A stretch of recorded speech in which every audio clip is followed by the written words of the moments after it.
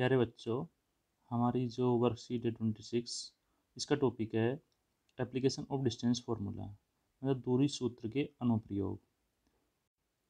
ये हमारी 2 सितंबर को आई थी वर्कशीट 26।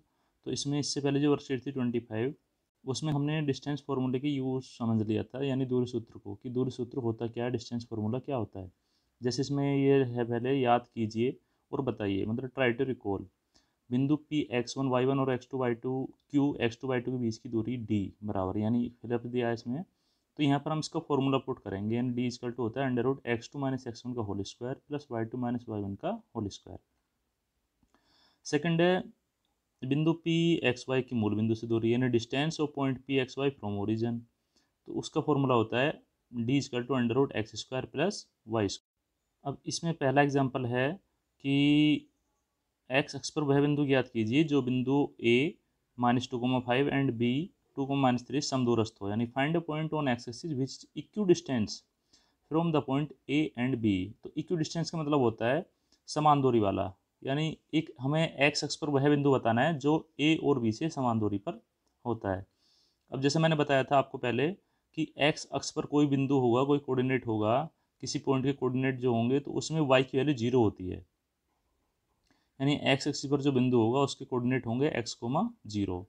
तो हम मान लेते हैं कि let the point lies on x axis only x,0 is the required point.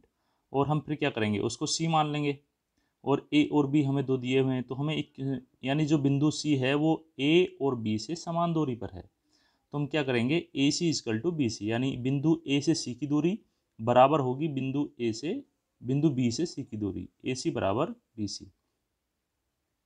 फिर यहाँ पर हम डिस्टेंस फार्मूले का यूज़ करेंगे और उसको सोल्व करेंगे। तो यहाँ से हम जब सोल्व करेंगे तो x की वैल्यू हमारी आएगी -2। तो हमारा पॉइंट क्या होगा, -2,0। यहाँ पे एक इसी प्रकार का क्वेश्चन है कि find the relation between x and y so that the point X Y is equidistance from the point 3,7 and 5,4। मतलब x और y में एक संबंध ज्ञात कीजिए जिससे जो बिंदु 3,7 और 5,4 से समदूरस्थ हो। तो यहाँ पर भी हम मान लेते हैं कि माना जो एक्स वाई है बिंदु वो पी है, और जो बिंदु 3,7 है वो एम है, और बिंदु 5,4 है वो एन है। तो हमें गिवन है कि ये जो बिंदु पी है एम और एन से बराबर दूरी पर है, समदूरस्थ है। तो हम इसमें पुट कर देंगे पी एम बराबर पी एन, यानी distance between P and M is equal to distance between P and N, यानी पी की एम से दूरी बराबर पी की एन से दूरी।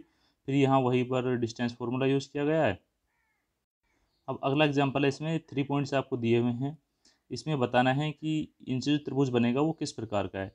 त्रिभुज का जो हम डिसाइड करते हैं वो करते हैं उसकी भुजाओं के आधार से। होते हैं 3 प्रकार के त्रिभुज।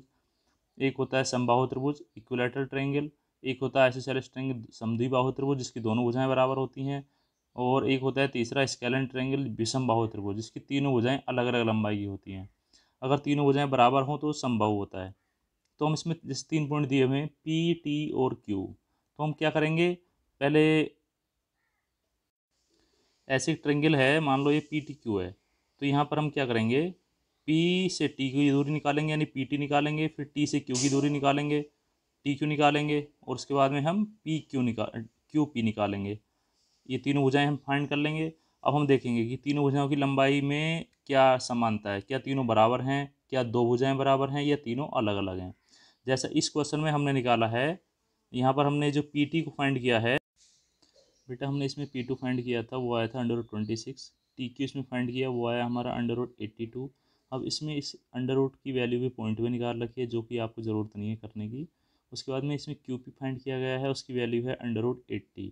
अब हमने देखा है कि तीनों भुजाओं की लंबाइयाँ अलग अलग आई हैं इसमें, एक 26 अंडर रूट में, एक अंडर रूट के अंदर 82 और एक अंडर रूट 80। तीनों अलग अलग हैं। इसका मतलब क्या है, तीनों भुजाओं की लंबाई अलग अलग है। अतः हम कह सकते हैं कि एक विषमबाहु त्रिभुज है, मतलब it is a scalene triangle. ठीक है। नेक्स्ट है हमारा समरेखी बिंदु, कोलिनियर पॉइंट। ये इसके बारे में थोड़ा सा मैंने उस दिन बता दिया था आपको 25 वर्कशीट में। समरेखी का मतलब होता है जो एक ही रेखा पर होते हैं, कोलिनियर मतलब एक ही रेखा में आने वाले बिंदु।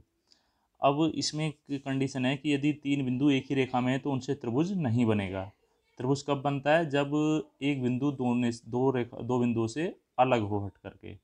मान लो दो बिंदु तो एक रेखा में होंगे, लेकिन तीसरा बिंदु अगर उसी लाइन पर आता है तो वहाँ पे त्रिभुज नहीं बनेगा, लेकिन अगर तीसरा बिंदु उन दोनों से अलग हटके है तो वहाँ पे त्रिभुज बन जाता है।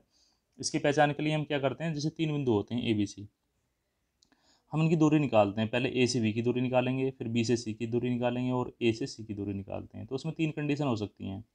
मान लो ए बी और बी सी को जोड़ेंगे तो ए सी के बराबर आ गया, तो हमारा वो होता है संरेखी पॉइंट, यानी वो हमारे बिंदु क्या होते हैं, एक ही लाइन में होते हैं। और अगर उसके बाद में कि उन दोनों भुजाओं का योग अगर तीसरी भुजा से छोटा है तो वहाँ पर कोई त्रिभुज नहीं बनेगा।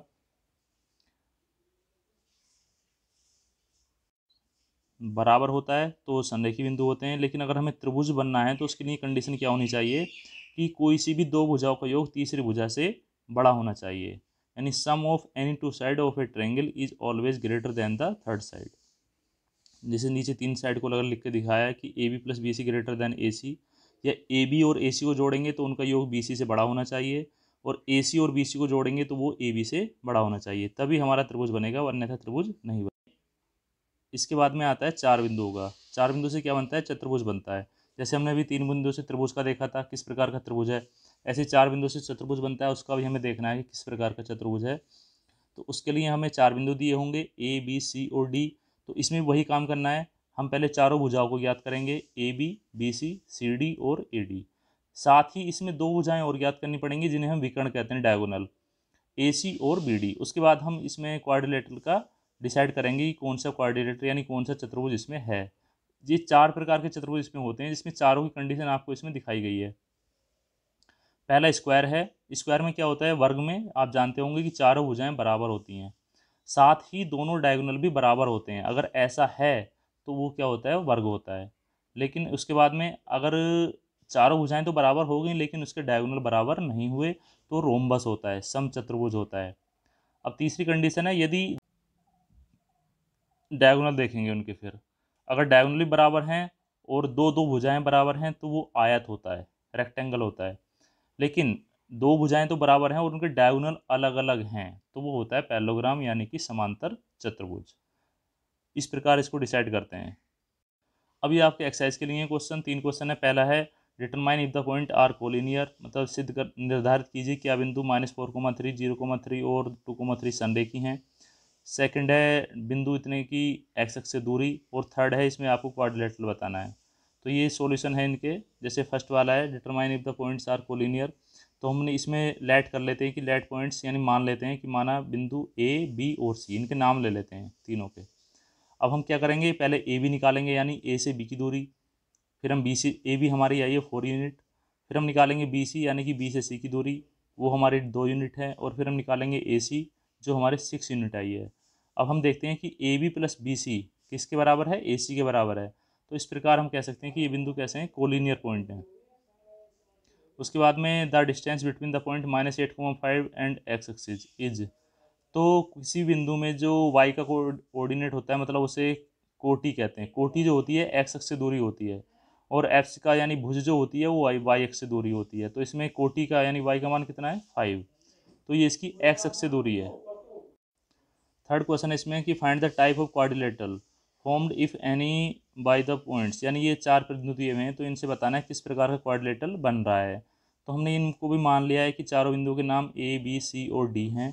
तब हमने क्या करा था, पहले मैंने बताया था कि ए बी फाइंड करेंगे, फिर हमने बी सी फाइंड करना है, फिर हमें सी डी फाइंड करना है, फिर हमें डी ए फाइंड करना है। अब इन चारों में हम देखते हैं कि ए बी और सी डी दोनों बराबर हैं जिसकी वैल्यू 3√2 है, और बी सी और ए डी ये दोनों बराबर हैं, मतलब दो दो भुजाएं बराबर आ गई। तो इसका मतलब ये या तो आयत है या समांतर चतुर्भुज है, पैरेललोग्राम है। तो अब इन दोनों में डिसाइड करने के लिए हमें इसके विकर्ण और चाहिए, तो हमने इसके विकर्ण फाइंड करे हैं। ए सी आया हमारा √82 और बी डी आया हमारा √34।